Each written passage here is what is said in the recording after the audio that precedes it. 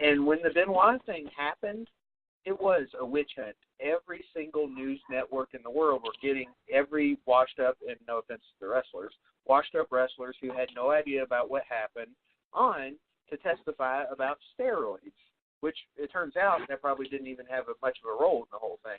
But, I mean, did you guys feel like that whole thing 11 years ago? I know you were pretty young at the time. Hell, I was young at the time. But was it not a witch hunt?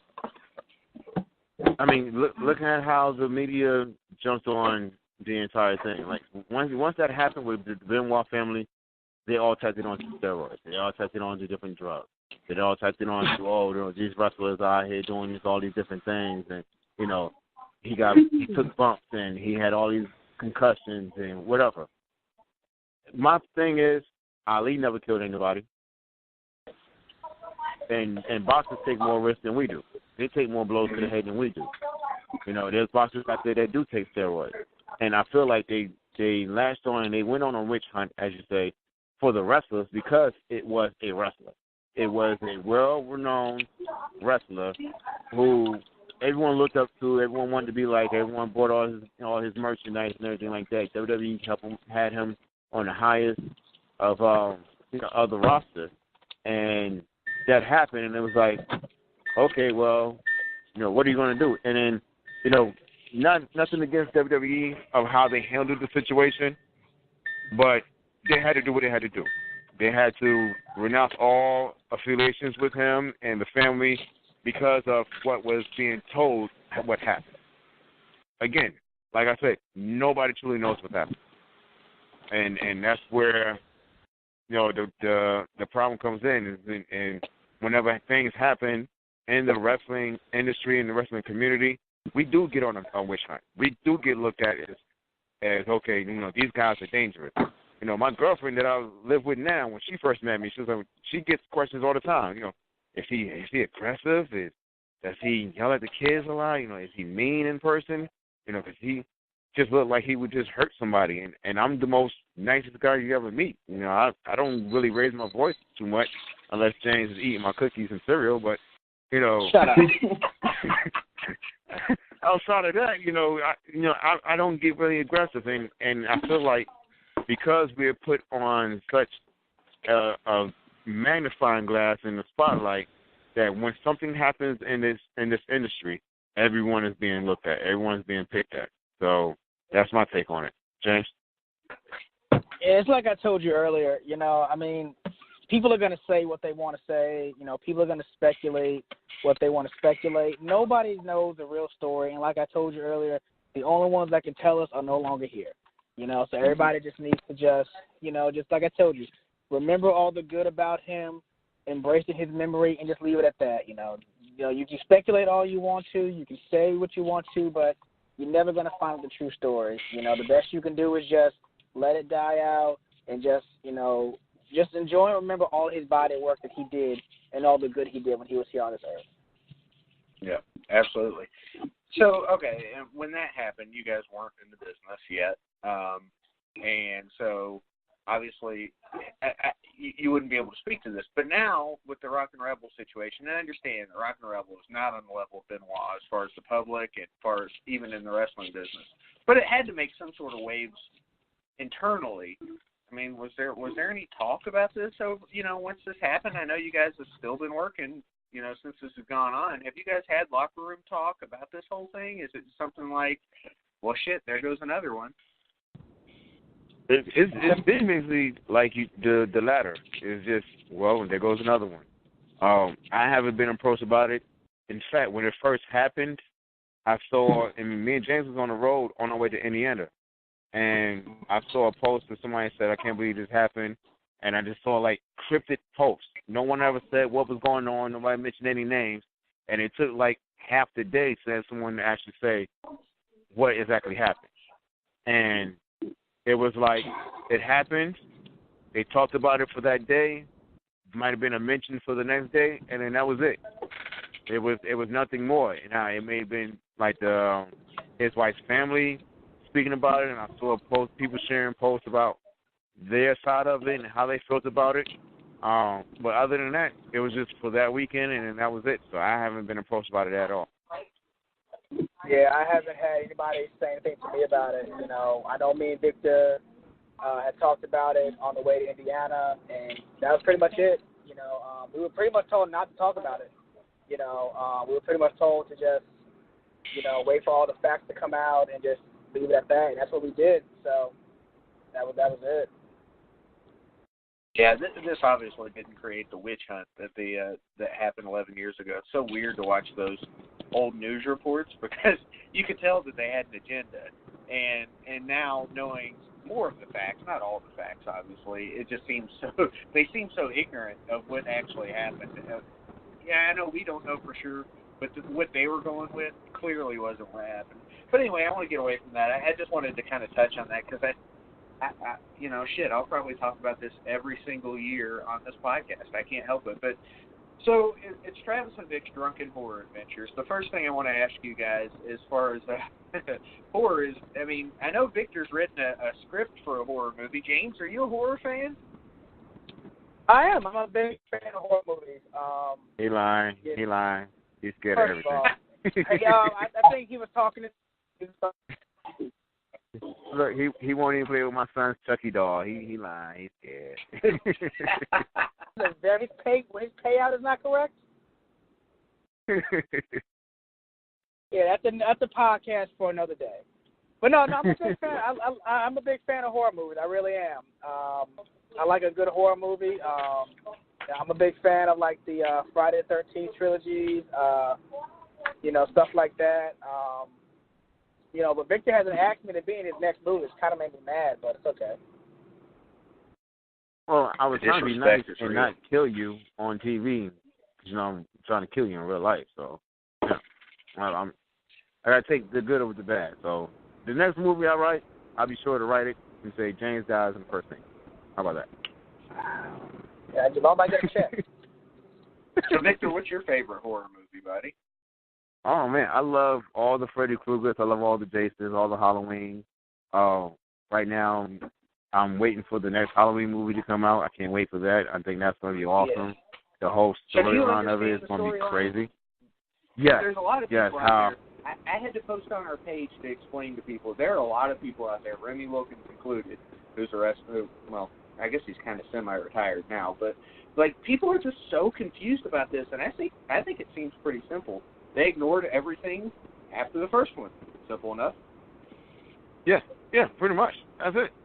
Like, you don't even know that they were related.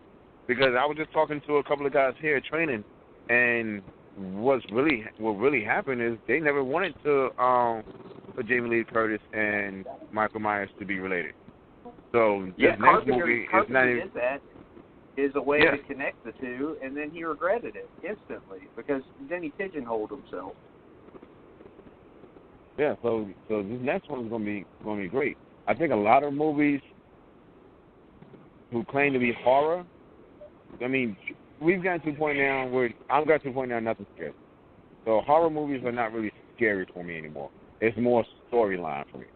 So and that's why, with the movies I've written, it made me want to write something because I want something to be like a situation where it can happen anywhere, anytime, any day. Like, for instance, The Conjuring wasn't very scary for me because it wasn't really realistic. Like, I don't really see myself going somewhere and some old, some spirit trying to kill. Like, it's not very realistic. But something like with my movie, a gas station clerk killing two guys who he's trying to help, whose car break down at his gas station, and he takes them home, and he feeds them, and then they wake up the next morning and find they're in the basement of his house. And one's hooked to some chains, and the other one is on the table with the skin of his chest peeled back. Like, that's realistic, because it's like, you can break down at a gas station, someone can offer to help you, and you can be, willing to go in and get some help because you don't want to be stuck in a car overnight worrying about someone's going to kill you. So you go to somebody's house and you're thinking they're there to help you, and you find out they're actually crazy and there to kill you. So, I like the more realness of horror films rather than the fantasy. I always kind of felt that way, like The Strangers. I always felt like because of the realism of The Strangers that somebody could easily knock on your cabin in the middle of the night, and what the hell are you going to do? That it made it creepier than others because of that. I don't know, the realism. Because I'm not scared of movies like The Conjuring or Insidious. Kind of got to me a little bit, but as far as like ghost movies, most of those don't bother me. I see your point. Like, I like things based in realism. So it sounds like on some level you're kind of a slasher guy. You probably grew up with the same people I did: Jason, Freddy, Michael, Chucky. Yeah, pretty much. Because think about it. Michael Myers was all in the Halloween, so you could see a situation where you out trick-or-treating and some crazy dudes walking around killing kids. That was realistic to me. I was like, shoot, I'm not going trick-or-treating.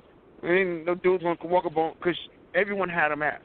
You never know who's who and what's what. And it's just like the strangers. They had masks.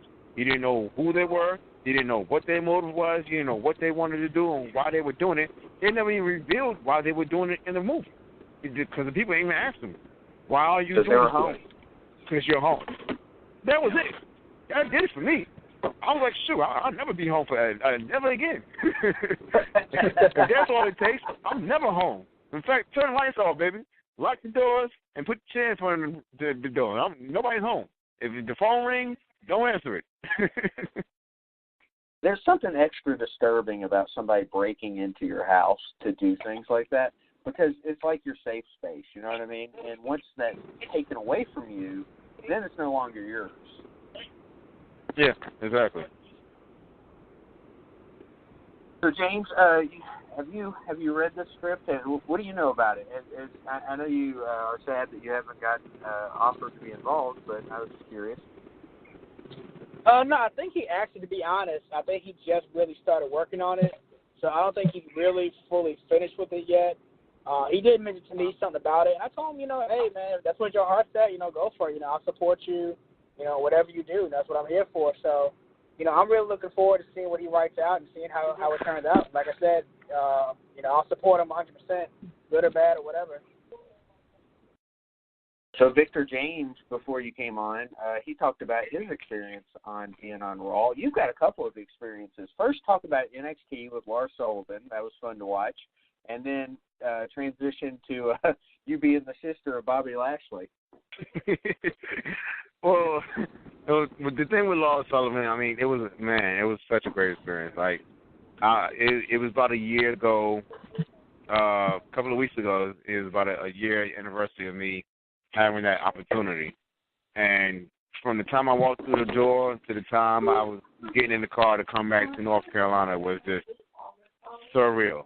Like, when I walked through the building and walked past one of the conference rooms, Triple H and Shawn Michaels and Terry Taylor and all these different guys were sitting in his office, and I was like, yo.